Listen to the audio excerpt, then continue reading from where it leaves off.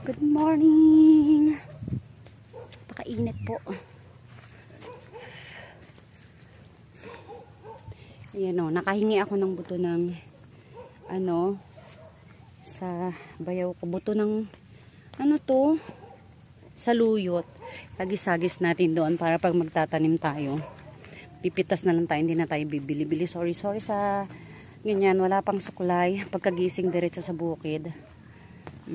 Let's go. Okay, dahil nakapagpadamo na tayo. Ayan, sinusukat na talaga. Mukhang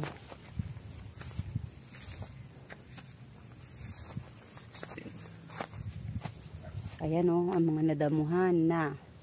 So mag-i-spray na tayo bukas ng pamatay damo at ng makapagpatanim na. Ginagawa mo?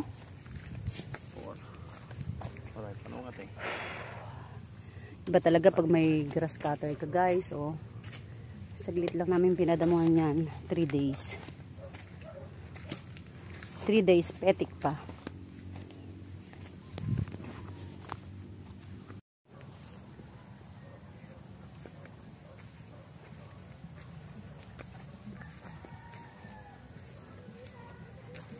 Uy, tumubo na ang mga inyog na nakatanim. Yun, diba? Malinis na. Samantalang nung nakaraan napunta, ayan, madumi. At nakahingi kami ng talbos ng kamote kay Kuya Ed.